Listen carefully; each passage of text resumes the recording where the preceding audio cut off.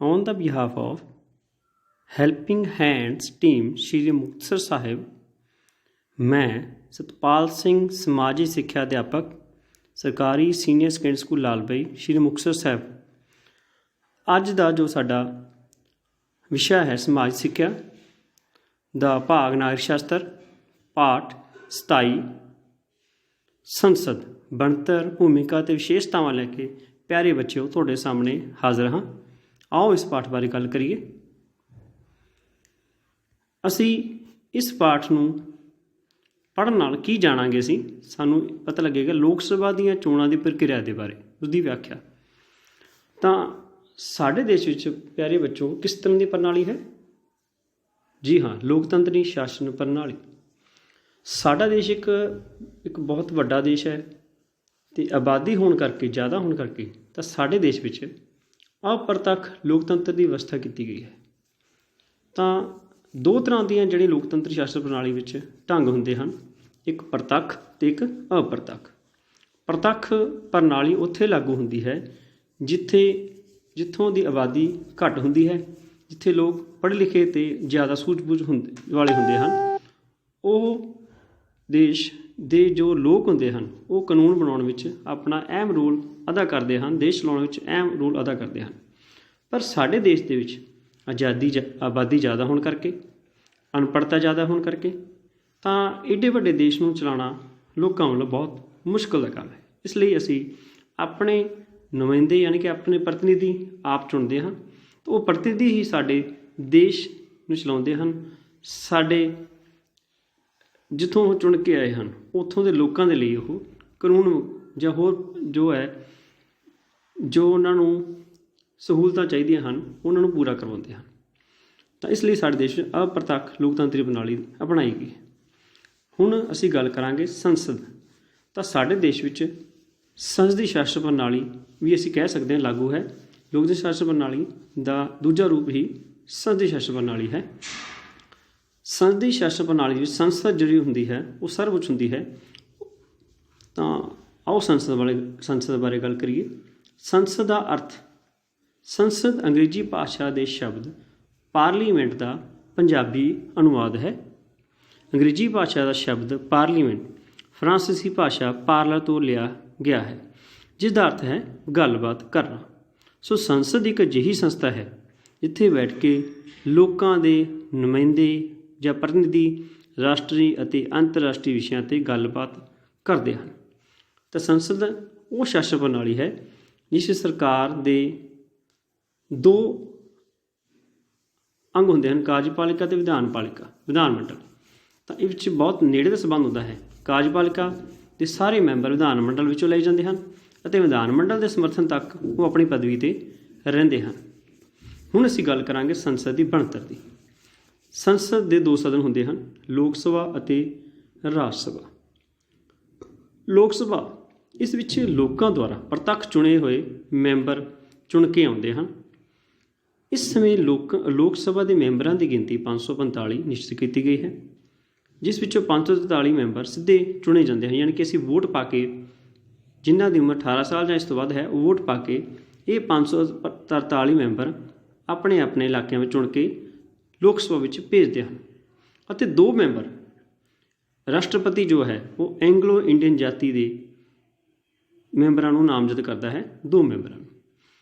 543 ਵਿੱਚੋਂ ਹੀ 85 ਜੋ ਸਥਾਨ ਹੈ ਉਹ ਅਨੁਸੂਚਿਤ ਜਾਤੀਆਂ ਲਈ ਅਤੇ 47 ਸਥਾਨ ਯਾਨੀ ਕਿ 47 ਸੀਟਾਂ ਅਨੁਸੂਚਿਤ ਜਨਜਾਤੀਆਂ ਲਈ ਰਾਖਵੀਆਂ ਰੱਖੀਆਂ ਗਈਆਂ ਹਨ। ਉਹ ਇਸ ਲਈ ਰੱਖੀਆਂ ਗਈਆਂ ਹਨ ਕਿਉਂਕਿ ਇਸ ਅਨੁਸੂਚਿਤ ਜਾਤੀਆਂ ਜਾਂ ਅਨੁਸੂਚਿਤ ਜਨਜਾਤੀਆਂ ਦੇ ਲੋਕ ਜੋ ਹੈ ਪਿਛਲੇ ਕੁਝ ਸਮੇਂ ਤੋਂ, ਪੁਰਾਣੇ ਸਮਿਆਂ ਤੋਂ ਉਹਨਾਂ ਨੂੰ ਪੜ੍ਹਾਈ ਲਿਖਾਈ ਤੋਂ ਜੋ ਕਾਫੀ ਪਿੱਛੇ ਰੱਖਿਆ ਗਿਆ। ਤਾਂ ਜਦੋਂ ਸਾਡਾ ਸੰਵਿਧਾਨ ਬਣਿਆ ਤਾਂ ਸਾਡੇ ਸੰਵਿਧਾਨ ਵਿੱਚ ਇਸ ਤਰ੍ਹਾਂ ਦੀ ਵਿਵਸਥਾ ਕੀਤੀ ਗਈ ਕਿ ਇਹ ਲੋਕ ਵੀ ਬਾਕੀ ਜੋ ਲੋਕ ਆ ਉਹਨਾਂ ਦੇ ਬਰਾਬਰ ਖੜ੍ਹੇ ਹੋ ਸਕਣ, ਬਰਾਬਰ ਆ ਸਕਣ। ਤਾਂ ਇਸ ਲਈ ਉਹਨਾਂ ਦੀ ਸੀਟਾਂ ਜਿਹੜੀਆਂ ਹੈਗੀਆਂ ਉਹ ਰਾਖਵੀਆਂ ਰੱਖੀਆਂ ਗਈਆਂ ਹਨ। ਪੰਜਾਬ ਵਿੱਚੋਂ 13 ਮੈਂਬਰ ਲੋਕ ਸਭਾ ਲਈ ਚੁਣ ਕੇ ਭੇਜੇ ਜਾਂਦੇ ਹਨ।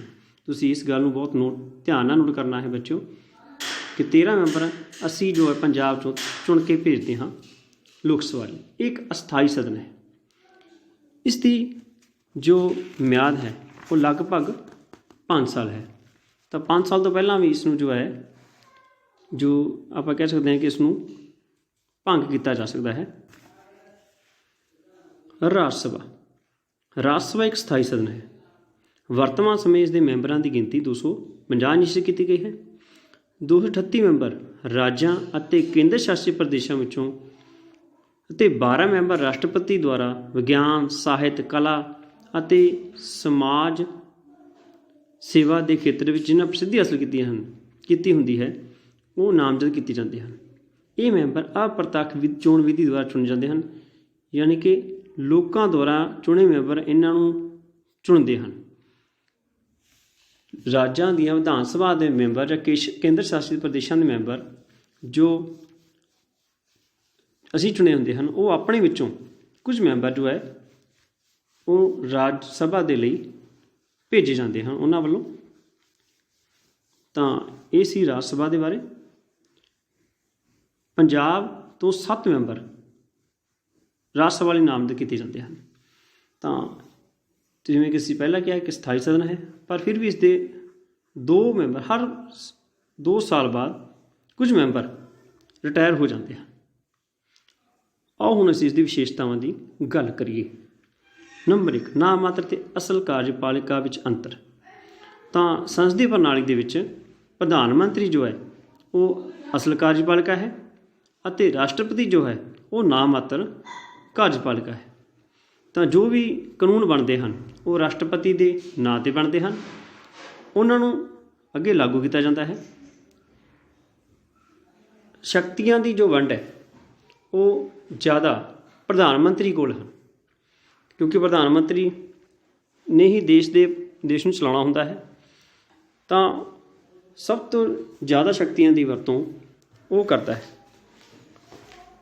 ਤਾਂ ਇਸ ਤਰ੍ਹਾਂ ਅਸੀਂ ਕਹਿ ਸਕਦੇ ਹਾਂ ਕਿ ਸਾਡੇ ਦੇਸ਼ ਵਿੱਚ ਜੋ ਅਸਲ ਕਾਰਜਪਾਲਿਕਾ ਹੈ ਉਹ ਪ੍ਰਧਾਨ ਮੰਤਰੀ ਜਾਂ ਉਸ ਦਾ ਮੰਤਰੀ ਮੰਡਲ ਹੈ, ਅਤੇ ਨਾਮ ਮਾਤਰ ਦੀ ਜੋ ਕਾਰਜਪਾਲਿਕਾ ਹੈ ਉਹ ਰਾਸ਼ਟਰਪਤੀ ਹੈ। ਉਸ ਤੋਂ ਬਾਅਦ ਅਸੀਂ ਗੱਲ ਕਰਾਂਗੇ ਕਾਰਜਪਾਲਿਕਾ ਅਤੇ ਵਿਧਾਨ ਮੰਡਲ ਵਿੱਚ ਗੂੜ੍ਹਾ ਸੰਬੰਧ ਕਿਵੇਂ ਹੈ। ਵਿਧਾਨ ਮੰਡਲ ਦੇ ਵਿੱਚੋਂ ਹੀ ਜੋ ਹੈ ਸਰਕਾਰ ਬਣਦੀ ਹੈ, ਯਾਨੀ ਕਿ ਕਾਰਜਪਾਲਿਕਾ ਦੇ ਮੈਂਬਰ ਚੁਣੇ ਜਾਂਦੇ ਹਨ। ਤਾਂ ਦੋਨਾਂ ਵਿੱਚ ਬਹੁਤ ਗੂੜ੍ਹਾ ਸੰਬੰਧ ਹੈ। ਇੱਕ ਵਿਧਾਨ ਮੰਡਲ ਕਾਨੂੰਨ ਬਣਾਉਂਦਾ ਹੈ ਅਤੇ ਕਾਰਜਪਾਲਿਕਾ ਉਸ ਨੂੰ ਲਾਗੂ ਕਰਦੀ। ਨੰਬਰ 3, ਕਾਰਜਪਾਲਿਕਾ ਵਿਧਾਨ ਮੰਡਲ ਪ੍ਰਤੀ ਜ਼ਿੰਮੇਵਾਰੀ। ਕਾਰਜਪਾਲਿਕਾ ਦੀ ਯਾਨੀ ਕਿ ਸਰਕਾਰ ਪੂਰਨ ਤੌਰ 'ਤੇ ਵਿਧਾਨ ਮੰਡਲ ਦੇ ਪ੍ਰਤੀ ਜਵਾਬਦੇਹ ਬਣਾਇਆ ਗਿਆ ਹੈ। ਇਹ ਉਹਨਾਂ ਚਿਰ ਤੱਕ ਹੀ ਆਪਣੇ ਅਹੁਦੇ 'ਤੇ ਬਿਰਾਜਮਾਨ ਰਹਿੰਦੀ ਹੈ ਜਿੰਨਾ ਚਿਰ ਵਿਧਾਨ ਮੰਡਲ ਵਿੱਚ ਜਾਂ ਸੰਸਦ ਵਿੱਚ ਉਸਨੂੰ ਬਹੁਮਤ ਦਾ ਸਮਰਥਨ ਰਹਿੰਦਾ ਹੈ। ਕਾਰਜਪਾਲਿਕਾ ਦੇ ਮੈਂਬਰ ਆਪਣੇ ਕੰਮਾਂ ਅਤੇ ਨੀਤੀਆਂ ਦੇ ਲਈ ਵਿਧਾਨ ਮੰਡਲ ਯਾਨੀ ਕਿ ਸੰਸਦ ਪ੍ਰਤੀ ਜਵਾਬਦੇਹ ਰਹਿੰਦੇ ਹਨ। ਜਦੋਂ ਕਾਰਜਪਾਲਿਕਾ ਦੇ ਮੈਂਬਰ ਵਿਧਾਨ ਮੰਡਲ ਵਿੱਚ ਆਪਣਾ ਵਿਸ਼ਵਾਸ ਗੁਆ ਬੈਠਦੇ ਹਨ ਤਾਂ ਉਹਨਾਂ ਨੂੰ ਆਪਣੇ ਅਹੁਦੇ ਤੋਂ ਤਿਆਗ ਪੱਤਰ ਵੀ ਦੇਣਾ ਪੈਂਦਾ ਹੈ। ਪ੍ਰਧਾਨ ਮੰਤਰੀ ਦੀ ਅਗਵਾਈ। ਸਾਡੇ ਦੇਸ਼ ਦੇ ਵਿੱਚ ਜਿਵੇਂ ਕਿ ਅਸੀਂ ਪਹਿਲੇ ਪੁਆਇੰਟ ਵਿੱਚ ਪੜ੍ਹ ਚੁੱਕੇ ਹਾਂ ਕਿ ਪ੍ਰਧਾਨ ਮੰਤਰੀ ਅਸਲੀ ਕਾਰਜਪਾਲਿਕਾ ਹੈ। ਉਸ ਦੇ ਨਾਂ 'ਤੇ ਉਹ ਹੀ ਅਸਲ ਸ਼ਕਤੀਆਂ ਦੀ ਵਰਤੋਂ ਕਰਦਾ ਹੈ। ਡਾਕਟਰ ਅੰਬੇਦਕਰ ਨੇ ਅਮਰੀਕਾ ਦੇ ਰਾਸ਼ਟਰਪਤੀ ਦੀ ਤੁਲਨਾ ਭਾਰਤ ਦੇ ਪ੍ਰਧਾਨ ਮੰਤਰੀ ਨਾਲ ਕੀਤੀ ਸੀ। ਸਾਰੀ ਨੀਤੀਆਂ ਅਤੇ ਕਾਨੂੰਨ ਪ੍ਰਧਾਨ ਮੰਤਰੀ ਸਲਾਹ ਨਾਲ ਹੀ ਬਣਦੇ ਹਨ। ਪ੍ਰਧਾਨ ਮੰਤਰੀ ਹੀ ਮੰਤਰੀ ਮੰਡਲ ਦਾ ਨਿਰਮਾਤਾ ਹੁੰਦਾ ਹੈ। ਉਹ ਕਿਸੇ ਵੀ ਮੰਤਰੀ ਨੂੰ ਉਸ ਨੂੰ ਮੰਤਰੀ ਬਣਾ ਸਕਦਾ ਹੈ, ਕਿਸੇ ਵਿਭਾਗ ਦਾ ਬਣਾ ਸਕਦਾ ਹੈ, ਤਾਂ ਕਿਸੇ ਵੀ ਜੋ ਮੰਤਰੀ ਨੂੰ ਉਸ ਦੀ ਪਦਵੀ ਤੋਂ ਹਟਾ ਵੀ ਸਕਦਾ ਹੈ। ਉਸ ਤੋਂ ਬਾਅਦ ਅਸੀਂ ਗੱਲ ਕਰਦੇ ਹਾਂ ਵਿਰੋਧੀ ਦਲ ਨੂੰ ਕਾਨੂੰਨੀ ਮਾਨਤਾ। ਸਾਡੇ ਦੇਸ਼ ਵਿੱਚ ਸਰਕਾਰ ਤੋਂ ਬਾਅਦ ਦੂਜਾ ਜਾਂ ਆਪਾਂ ਕਹਿ ਦਈਏ ਜੋ ਸਰਕਾਰ ਨਹੀਂ ਬਣਾ ਪਾਉਂਦੀ ਜੋ ਪਾਰਟੀ ਹੁੰਦੀ ਹੈ, ਜੋ ਦੂਜੇ ਨੰਬਰ ਦੀ ਪਾਰਟੀ ਹੁੰਦੀ ਉਸ ਨੂੰ ਵਿਰੋਧੀ ਦਲ ਕਿਹਾ ਜਾਂਦਾ ਹੈ। ਉਹ ਸਰਕਾਰ ਨੂੰ ਰੰਕਸ਼ ਹੋਣ ਤੋਂ ਰੋਕਦੀ ਹੈ।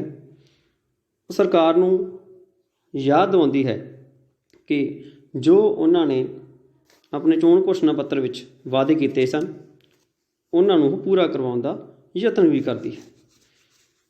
ਸਰਕਾਰ ਦੇ ਨਾਲ ਉਹ ਮੋਢੇ ਨਾਲ ਮੋਢਾ ਵੀ ਜੋੜ ਕੇ ਰੱਖਦੀ ਹੈ, ਪਰ ਜਿੱਥੇ ਸਰਕਾਰ ਨਿਰੰਕੁਸ਼ ਹੋ ਜਾਂਦੀ ਹੈ ਤਾਂ ਉਸ ਨੂੰ ਉਹ ਰੋਕਣ ਦਾ ਕੰਮ ਵੀ ਕਰਦੀ ਹੈ। ਸਮੂਹਿਕ ਅਤੇ ਵਿਅਕਤੀਗਤ ਜ਼ਿੰਮੇਵਾਰੀ, ਜਿਵੇਂ ਕਿ ਅਸੀਂ ਪਹਿਲਾਂ ਗੱਲ ਕੀਤੀ ਹੈ ਕਿ ਸੰਸਦ ਦੇ ਜੋ ਮੈਂਬਰ ਹੁੰਦੇ ਹਨ ਜਾਂ ਸੰਸਦ ਵਿੱਚ ਜੋ ਮੈਂਬਰ ਹੁੰਦੇ ਹਨ, ਜੋ ਕਾਰਜਪਾਲਿਕਾ ਹੁੰਦੀ ਹੈ, ਸਰਕਾਰ ਹੁੰਦੀ ਹੈ, ਉਸ ਦੀ ਸਮੂਹਿਕ ਅਤੇ ਵਿਅਕਤੀਗਤ ਜ਼ਿੰਮੇਵਾਰੀ ਆਪਣੇ ਅਹੁਦੇ ਦੇ ਪ੍ਰਤੀ ਹੁੰਦੀ ਹੈ।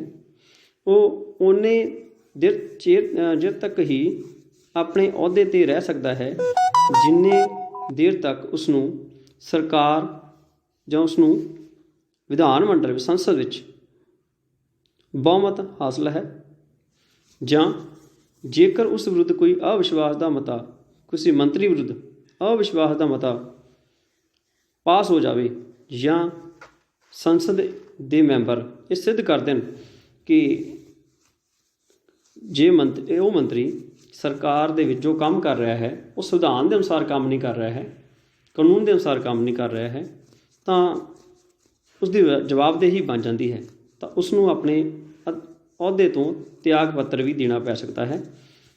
ਇਸ ਦੇ ਇਲਾਵਾ ਸਮੂਹਿਕ ਮੰਤਰੀ ਮੰਡਲ ਨੂੰ ਵੀ ਤਿਆਗ ਪੱਤਰ ਕਈ ਵਾਰ ਦੇਣਾ ਪੈ ਸਕਦਾ ਹੈ। ਉਸ ਤੋਂ ਬਾਅਦ ਅਸੀਂ ਗੱਲ ਕਰਾਂਗੇ ਭਾਰਤ ਵਿੱਚ ਸੰਸਦੀ ਸਰਕਾਰ ਅਪਣਾਉਣ ਦੇ ਕਾਰਨ। ਅਸੀਂ ਕਿਉਂ ਸੰਸਦੀ ਸਰਕਾਰ ਨੂੰ ਅਪਣਾਇਆ, ਸੰਸਦੀ ਸ਼ਾਸਨ ਪ੍ਰਣਾਲੀ ਅਪਣਾਇਆ? ਨੰਬਰ 1, ਭਾਰਤੀ ਲੋਕਾਂ ਨੂੰ ਸੰਸਦੀ ਪ੍ਰਣਾਲੀ ਪ੍ਰਤੀ ਜਾਣਕਾਰੀ ਸੀ। ਆਜ਼ਾਦੀ ਤੋਂ ਪਹਿਲਾਂ ਸਾਡੇ ਦੇਸ਼ ਵਿੱਚ ਕਈ ਕਾਨੂੰਨ ਪਾਸ ਕੀਤੇ ਗਏ ਜੋ ਸੰਸਦੀ ਸਰਕਾਰ ਨੂੰ ਹੀ ਲਾਗੂ ਕਰਦੇ ਸਨ, ਤਾਂ ਸਾਡੇ ਦੇਸ਼ ਉਸ ਪ੍ਰਣਾਲੀ ਦੇ ਆਦੀ ਹੋ ਚੁੱਕੇ ਸਨ, ਤਾਂ ਇਸ ਕਰਕੇ ਇਹ ਪ੍ਰਣਾਲੀ ਹੀ ਅਸੀਂ ਲਾਗੂ ਕੀਤੀ ਗਈ ਸਾਡੇ ਵੱਲੋਂ, ਸਾਡੇ ਦੇਸ਼ ਦੀ ਸੰਵਿਧਾਨ ਸਭਾ ਵੱਲੋਂ ਵੀ ਇਸ ਨੂੰ ਲਾਗੂ ਕਰਵਾਇਆ ਗਿਆ। ਨੰਬਰ 2, ਭਾਰਤ ਸੰਵਿਧਾਨ ਨਿਰਮਾਤਾਵਾਂ ਨੇ ਸੰਸਦੀ ਸ਼ਾਸਨ ਦਾ ਸਮਰਥਨ ਕੀਤਾ। ਜਦੋਂ ਸਾਡਾ ਸੰਵਿਧਾਨ ਬਣਿਆ, ਸਾਡੇ ਸੰਵਿਧਾਨ ਨਿਰਮਾਤਾਵਾਂ ਨੇ, ਡਾਕਟਰ BR ਅੰਬੇਦਕਰ ਨੇ ਵੀ ਕਿਹਾ ਸੀ ਕਿ ਇਸ ਪ੍ਰਕਾਰ ਦੀ ਸਰਕਾਰ ਵਿੱਚ ਜ਼ਿੰਮੇਵਾਰੀ ਅਤੇ ਸਥਿਰਤਾ ਦੋਵੇਂ ਪਾਈਆਂ ਜਾਂਦੀਆਂ ਹਨ, ਤਾਂ ਇਹ ਪ੍ਰਣਾਲੀ ਹੀ ਸਾਡੇ ਦੇਸ਼ ਲਈ ਜੋ ਹੈ ਬਹੁਤ ਵਧੀਆ ਸਿੱਧ ਹੋ ਸਕਦੀ ਹੈ। ਨੰਬਰ 3, ਇਹ ਪ੍ਰਣਾਲੀ ਜ਼ਿੰਮੇਵਾਰੀ 'ਤੇ ਆਧਾਰਿਤ ਹੈ।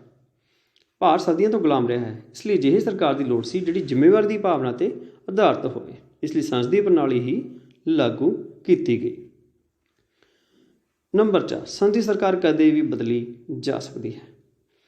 ਭਾਰਤ ਨੇ ਸਦੀਆਂ ਤੋਂ ਬਾਅਦ ਆਜ਼ਾਦੀ ਪ੍ਰਾਪਤ ਕੀਤੀ ਸੀ, ਸੋ ਲੋਕ ਅਜਿਹੀ ਸਰਕਾਰ ਦੀ ਸਥਾਪਨਾ ਕਰਨਾ ਚਾਹੁੰਦੇ ਸਨ, ਵਿਵਸਥਾ ਕਰਨਾ ਚਾਹੁੰਦੇ ਸਨ ਜੋ ਨਿਰੰਕੁਸ਼ ਨਾ ਬਣੇ। ਤਾਂ ਇਸ ਤਰ੍ਹਾਂ ਦੀ ਸਰਕਾਰ ਜੋ ਹੈ, ਸੰਸਦੀ ਸਰਕਾਰ ਹੈ, ਇਸ ਨੂੰ ਕਦੇ ਵੀ ਬਦਲਿਆ ਜਾ ਸਕਦਾ ਹੈ। ਜੇ ਲੋਕ ਚਾਹੁਣ ਤਾਂ ਇਸ ਨੂੰ ਹਰ 5 ਸਾਲ ਬਾਅਦ ਬਦਲ ਵੀ ਸਕਦੇ ਹਨ, ਉਸ ਤੋਂ ਪਹਿਲਾਂ ਵੀ ਬਦਲਿਆ ਜਾ ਸਕਦਾ ਹੈ। ਸੰਸਦੀ ਸਰਕਾਰ ਅਸਲ ਵਿੱਚ ਲੋਕਤੰਤਰ ਨੂੰ ਸਥਾਪਿਤ ਕਰਦੀ ਹੈ। ਸੰਸਦੀ ਸਰਕਾਰ ਅਸਲ ਵਿੱਚ ਲੋਕਤੰਤਰ ਨੂੰ ਸਥਾਪਿਤ ਕਰਦੀ ਹੈ। ਵਿਧਾਨ ਮੰਡਲ ਵਿੱਚ ਲੋਕਾਂ ਦੇ ਪ੍ਰਤੀਨਿਧ ਕਾਰਜਪਾਲਿਕਾ ਤੋਂ ਪ੍ਰਸ਼ਨ ਪੁੱਛ ਕੇ ਅਤੇ ਆਲੋਚਨਾ ਕਰਕੇ ਉਸ ਦੀਆਂ ਨੀਤੀਆਂ ਅਤੇ ਕੰਮਾਂ ਨੂੰ ਪ੍ਰਭਾਵਿਤ ਕਰਦੇ ਹਨ। ਤਾਂ ਇਹ ਸੀ ਸੰਸਦੀ ਸਰਕਾਰ ਬਣਾਉਣ ਦੇ ਕਾਰਨ। ਕਾਨੂੰਨ ਬਣਾਉਣ ਦੇ ਸਮੇਂ ਸੰਸਦ ਦੀ ਭੂਮਿਕਾ।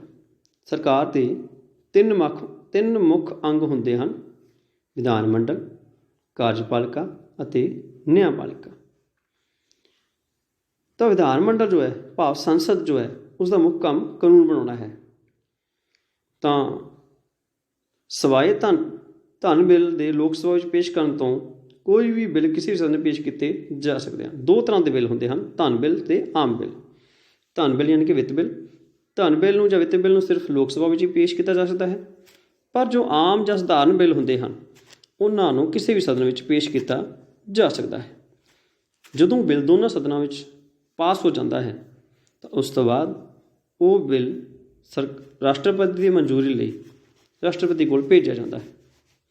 ਜਦੋਂ ਰਾਸ਼ਟਰਪਤੀ ਸਿਗਨੇਚਰ ਕਰ ਦਿੰਦਾ ਹੈ ਜਾਂ ਹਸਤਾਖਰ ਕਰ ਦਿੰਦਾ ਹੈ ਜਾਂ ਪ੍ਰਵਾਨਗੀ ਦੇ ਦਿੰਦਾ ਹੈ ਤਾਂ ਉਦੋਂ ਉਹ ਬਿੱਲ ਕਾਨੂੰਨ ਬਣ ਜਾਂਦੇ ਹਨ।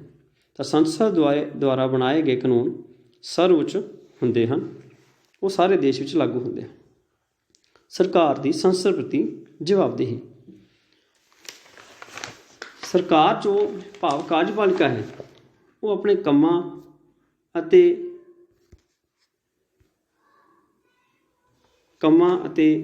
ਨੀਤੀਆਂ ਲਈ ਵਿਧਾਨ ਮੰਡਲ ਸੰਸਦ ਪ੍ਰਤੀ ਜ਼ਿੰਮੇਵਾਰ ਹੁੰਦੀ ਹੈ। ਜਦੋਂ ਸਰਕਾਰ ਵਿਧਾਨ ਮੰਡਲ ਵਿੱਚ ਆਪਣਾ ਵਿਸ਼ਵਾਸ ਗਵਾ ਬੈਠੇ ਤਾਂ ਉਸ ਨੂੰ ਆਪਣੇ ਅਹੁਦੇ ਤੋਂ ਤਿਆਗ ਪੱਤਰ ਦੇਣਾ ਪੈਂਦਾ ਹੈ। ਤਾਂ ਸੰਸਦ ਸਰਕਾਰ 'ਤੇ ਕੰਟਰੋਲ ਕਿਹੜੇ ਢੰਗ ਨਾਲ ਕਰਦੀ ਹੈ?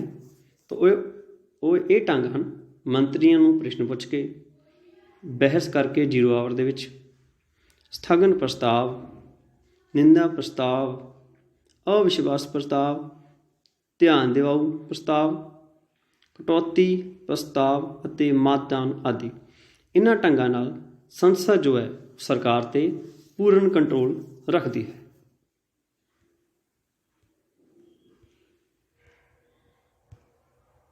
ਹੁਣ ਅਸੀਂ ਗੱਲ ਕਰਾਂਗੇ ਸੰਸਦ ਦੀ ਸਥਿਤੀ ਦੀ। ਸੰਸਦ ਭਾਰਤ ਦੀ ਸਭ ਤੋਂ ਵੱਡੀ ਕਾਨੂੰਨ ਬਣਾਉਣ ਵਾਲੀ ਸੰਸਥਾ ਹੈ। ਇਸ ਵਿੱਚ ਕੋਈ ਸ਼ੱਕ ਨਹੀਂ, ਪ੍ਰਧਾਨ ਮੰਤਰੀ ਪੰਡਿਤ ਨਹਿਰੂ, ਲਾਲ ਬਹਾਦਰ ਸ਼ਾਸਤਰੀ ਅਤੇ ਸ਼੍ਰੀਮਤੀ ਇੰਦਰਾ ਗਾਂਧੀ ਵੇਲੇ ਸੰਸਦ ਇੱਕ ਮਜ਼ਬੂਤ ਸੰਸਥਾ ਰਹੀ ਹੈ। ਪਰ ਦਿਨੋਂ ਦਿਨ ਭਾਰਤੀ ਸੰਸਦ ਗਿਰਾਵਟ ਵੱਲ ਆ ਰਹੀ ਹੈ। ਇੱਕ ਦਿਨ ਦੇ ਵਿੱਚ ਕਈ ਕਾਨੂੰਨ 10 ਕਾਨੂੰਨ ਪਾਸ ਹੋ ਰਹੇ ਹਨ। ਸਪੀਕਰ ਦੀ ਨਿਰਪੱਖਤਾ ਬਾਰੇ ਸ਼ੱਕ ਹੋ ਰਿਹਾ ਹੈ ਕਿ ਉਹ ਸਰਕਾਰ ਦੇ ਪੱਖ ਵਿੱਚ ਹੀ ਫੈਸਲਾ ਸੁਣਾਉਂਦੇ ਹਨ। ਸਦਨ ਵਿੱਚੋਂ ਬਹੁਤ ਸਾਰੇ ਮੈਂਬਰ ਜੋ ਹੈ ਉਹ ਗੈਰ ਹਾਜ਼ਰ ਰਹਿੰਦੇ ਹਨ। ਕਮੇਟੀ ਪ੍ਰਣਾਲੀ ਦਾ ਵੀ ਪਤਨ ਹੋ ਚੁੱਕਾ ਹੈ। ਬੈਠਕਾਂ ਵਿੱਚ, ਸਰਕਾਰ ਦੀ ਬੈਠਕਾਂ ਦੇ ਵਿੱਚ, ਸੰਸਦ ਦੀ ਬੈਠਕਾਂ ਦੇ ਵਿੱਚ ਕਾਫੀ ਕਮੀ ਆ ਰਹੀ ਹੈ। ਜਿੱਦ ਦੀ ਰਾਜਨੀਤੀ, ਸਿਰਫ ਆਪਣੇ ਫਾਇਦੇ ਲਈ ਹੀ ਜੋ ਸਰਕਾਰ ਕਾਨੂੰਨ ਬਣਵਾ ਰਹੀ ਹੈ। ਅਤੇ ਲਟਕਵੀਂ ਸੰਸਦ। ਲਟਕਵੀਂ ਸੰਸਦ ਕੀ ਹੈ? ਅਜਿਹੀ ਸੰਸਦ ਜਾਂ ਅਜਿਹੀ ਲੋਕ ਸਭਾ ਤੋਂ ਹੈ ਜਿਸ ਵਿੱਚ ਕਿਸੇ ਇੱਕ ਰਾਜਨੀਤਿਕ ਦਲ ਨੂੰ ਚੋਣਾਂ ਤੋਂ ਬਾਅਦ ਸਪਸ਼ਟ ਬਹੁਮਤ ਪ੍ਰਾਪਤ ਨਹੀਂ ਹੁੰਦਾ। ਉਸ ਵਿੱਚ ਕਈ ਰਾਜਨੀਤਿਕ ਦਲ ਮਿਲ ਕੇ ਸਰਕਾਰ ਬਣਾਉਂਦੇ ਹਨ। ਤਾਂ ਇਸ ਤਰ੍ਹਾਂ ਦੀ ਸਰਕਾਰ ਜੋ ਹੁੰਦੀ ਹੈ ਉਹ ਕੋਈ ਸਥਿਰ ਜਾਂ ਮਜ਼ਬੂਤ ਸਰਕਾਰ ਨਹੀਂ ਹੁੰਦੀ ਹੈ। ਉਸ ਨੂੰ ਸਮੇਂ ਤੋਂ ਪਹਿਲਾਂ ਵੀ ਗਿਰਾਇਆ ਜਾ ਸਕਦਾ ਹੈ। ਤਾਂ 90 ਦੇ ਦੌਰ ਦੇ ਵਿੱਚ ਇਸ ਤਰ੍ਹਾਂ ਦੀ ਸਰਕਾਰਾਂ ਬਣਦੀਆਂ ਰਹੀਆਂ ਹਨ। ਪਰ ਹੁਣ ਜੋ ਹੈ ਕੁਛ ਅੱਗੇ ਨਾਲੋਂ ਸੁਧਾਰ ਹੋਇਆ ਹੈ। 16ਵੀਂ ਲੋਕ ਸਭਾ ਦੀ ਚੋਣਾਂ ਤੋਂ ਬਾਅਦ ਹੁਣ ਇੱਕ ਮਜ਼ਬੂਤ ਸਰਕਾਰ ਜੋ ਸਾਡੇ ਦੇਸ਼ ਦੇ ਵਿੱਚ ਚੱਲ ਰਹੀ ਹੈ। ਤਾਂ ਲੋੜ ਹੈ ਸੰਸਦ ਨੂੰ ਮਜ਼ਬੂਤ ਬਣਾਉਣ ਦੀ। ਪਰ ਦੇਸ਼ ਵਿੱਚ ਦਿਨੋਂ ਦਿਨ ਜੋ ਰਾਜਨੀਤਿਕ ਪਾਰਟੀਆਂ ਖੁੰਭਾਂ ਦੀ ਵਾਂਗ ਬਾਹਰ ਆ ਰਹੀਆਂ ਹਨ ਉਹ ਖਤਰੇ ਦੀ ਘੰਟੀ ਹੈ। ਹਰ ਇੱਕ ਰਾਜਨੀਤਿਕ ਪਾਰਟੀ ਵੱਧ ਤੋਂ ਵੱਧ ਬਣ ਰਹੀਆਂ ਹਨ ਸਿਰਫ ਆਪਣੇ ਲਾਲਚ ਲਈ। ਤਾਂ ਕੌਮੀ ਪਾਰਟੀਆਂ ਨਾਲੋਂ ਖੇਤਰੀ ਪਾਰਟੀਆਂ ਜੋ ਹੈ, ਰੀਜਨਲ ਪਾਰਟੀਆਂ ਜੋ ਹੈ, ਉਹਨਾਂ ਦੀ ਭੂਮਿਕਾ ਹੁਣ ਵੱਧ ਰਹੀ ਹੈ। ਪ੍ਰਧਾਨ ਸਥਿਤੀ ਜੋ ਕਿ ਕਮਜ਼ੋਰ ਹੋ ਰਹੀ ਹੈ। ਪਰ ਜਿਵੇਂ ਕਿ ਅਸੀਂ ਪਹਿਲਾਂ ਗੱਲ ਕੀਤੀ ਹੈ ਕਿ 16ਵੀਂ ਲੋਕ ਸਭਾ ਤੋਂ ਬਾਅਦ ਮਜ਼ਬੂਤ ਪ੍ਰਧਾਨ ਮੰਤਰੀ ਲਈ ਆਸ ਦੀ ਕਿਰਨ ਜਾਗ ਉੱਠੀ ਹੈ। ਤਾਂ ਅਸੀਂ ਉਮੀਦ ਕਰ ਸਕਦੇ ਹਾਂ ਕਿ ਤੁਹਾਨੂੰ ਅੱਜ ਦਾ ਪਾਠ ਜੋ ਹੈ ਉਹ ਸਮਝ ਆਇਆ ਹੋਊਗਾ। ਆਓ ਹੁਣ ਅਸੀਂ ਪਾਠ ਦੇ ਆਧਾਰ 'ਤੇ ਜੋ ਅਸੀਂ ਪੜ੍ਹਿਆ ਹੈ ਕੁਝ ਪ੍ਰਸ਼ਨਾਂ ਦੇ ਉੱਤਰ ਦੇਈਏ। ਪਹਿਲਾ ਜੋ ਕੁਐਸਚਨ ਹੈ, ਅਧਿਆਪਕ ਨੇ ਰਾਜਵੀਰ ਨੂੰ ਪੁੱਛਿਆ ਕਿ ਉਹ ਕਿਹੜਾ ਸਥਾਨ ਹੈ ਜਿੱਥੇ ਸਾਰੇ ਦੇਸ਼ ਲਈ ਕਾਨੂੰਨ ਬਣਾਏ ਜਾਂਦੇ ਹਨ। ਤਾਂ ਦੱਸੋ ਬੱਚਿਓ। ਜੀ ਹਾਂ, ਸੰਸਦ ਯਾਨੀ ਕਿ ਪਾਰਲੀਮੈਂਟ। ਦੂਜਾ ਕੁਐਸਚਨ ਹੈ, ਰਾਸ਼ਟਰਪਤੀ ਲੋਕ ਸਭਾ ਅਤੇ ਰਾਜ ਸਭਾ ਦੇ ਕਿੰਨੇ ਮੈਂਬਰ ਨਾਮਜ਼ਦ ਕਰਦਾ ਹੈ? ਉੱਤਰ ਹੈ ਲੋਕ ਸਭਾ ਵਿੱਚ 2 ਅਤੇ ਰਾਜ ਸਭਾ ਵਿੱਚ 12। ਉਸ ਤੋਂ ਅਗਲਾ ਕੁਐਸਚਨ, ਸਰਕਾਰ ਦਾ ਕਿਹੜਾ ਅੰਗ ਕਾਨੂੰਨ ਲਾਗੂ ਕਰਦਾ ਹੈ? ਤਾਂ ਪਿਆਰੇ ਬੱਚਿਓ ਤੁਸੀਂ ਇਸਦਾ ਆਨਸਰ ਦੱਸੋ। ਜੀ ਹਾਂ, ਕਾਰਜਪਾਲਿਕਾ ਯਾਨੀ ਕਿ ਸਰਕਾਰ ਕਾਨੂੰਨਾਂ ਨੂੰ ਲਾਗੂ ਕਰਦੀ ਹੈ। ਅਗਲਾ ਕੁਐਸਚਨ, ਸੰਸਦ ਸਰਕਾਰ 'ਤੇ ਕੰਟਰੋਲ ਕਿਵੇਂ ਕਰਦੀ ਹੈ? ਤਾਂ ਤੁਹਾਨੂੰ ਕਈ ਢੰਗ ਦੱਸੇ ਸੀ ਕਿ ਸੰਸਦ ਸਰਕਾਰ 'ਤੇ ਕਿਵੇਂ ਕੰਟਰੋਲ ਕਰਦੀ ਹੈ। ਤਾਂ ਦੱਸੋ ਬੱਚਿਓ। ਆਓ ਉੱਤਰ ਦੇਖੀਏ। ਮੰਤਰੀਆਂ ਨੂੰ ਪ੍ਰਸ਼ਨ ਪੁੱਛ ਕੇ, ਬਹਿਸ 0 ਆਵਰ, ਸਥਗਨ ਪ੍ਰਸਤਾਵ, ਵਿਸ਼ਵਾਸ ਮਤਾ ਯਾਨੀ ਕਿ ਅਵਿਸ਼ਵਾਸ ਇੱਥੇ ਆਉਣਾ ਸੀ ਬੇਟੇ, ਅਵਿਸ਼ਵਾਸ ਮਤਾ, ਨਿੰਦਾ ਪ੍ਰਸਤਾਵ, ਧਿਆਨ ਦਿਵਾਊ ਮਤਾ, ਮਤਦਾਨ ਆਦਿ। ਤਾਂ ਇਸ ਤਰ੍ਹਾਂ ਉਹ ਸਰਕਾਰ 'ਤੇ ਇਹਨਾਂ ਢੰਗਾਂ ਨਾਲ ਕੰਟਰੋਲ ਰੱਖਦੀ ਹੈ। ਨੈਕਸਟ ਕੁਐਸਚਨ, ਕਿਸ ਲੋਕ ਸਭਾ ਚੋਣਾਂ ਤੋਂ ਬਾਅਦ ਸੰਸਦ ਦੀ ਸਥਿਤੀ ਮਜ਼ਬੂਤ ਹੁੰਦੀ ਜਾਪਦੀ ਹੈ? ਸੰਸਦ ਯਾਨੀ ਕਿ ਸਰਕਾਰ ਦੀ ਵੀ ਕਹਿ ਸਕਦੇ ਹਾਂ ਆਪਾਂ। 16ਵੀਂ ਲੋਕ ਸਭਾ ਚੋਣਾਂ ਤੋਂ ਬਾਅਦ ਪ੍ਰਧਾਨ ਮੰਤਰੀ ਦੀ ਸਥਿਤੀ ਹੈ ਅੱਗੇ ਨਾਲੋਂ ਮਜ਼ਬੂਤ ਹੁੰਦੀ ਜਾਪਦੀ ਹੈ। ਤਾਂ ਇਹ ਸੀ ਬੇਟੇ ਅੱਜ ਦਾ ਆਪਣਾ ਪਾਠ। ਉਮੀਦ ਹੈ ਤੁਹਾਨੂੰ ਇਹ ਪਾਠ ਸਮਝ ਆਇਆ ਹੋਵੇਗਾ। ਤੁਸੀਂ ਆਪਣੀਆਂ ਕਿਤਾਬਾਂ ਪਾਠ ਪੁਸਤਕ ਤੋਂ ਇਹ ਪਾਠ ਨੂੰ ਦੁਹਰਾਈ ਕਰਨਾ ਹੈ ਅਤੇ ਇਸ ਦੇ ਜੋ ਪ੍ਰਸ਼ਨ ਉੱਤਰ ਹਨ ਉਹਨਾਂ ਨੂੰ ਤੁਸੀਂ ਆਪਣੀ ਕਾਪੀਆਂ 'ਤੇ ਬਹੁਤ ਵਧੀਆ ਢੰਗ ਨਾਲ ਕਰਨਾ ਹੈ। ਧੰਨਵਾਦ।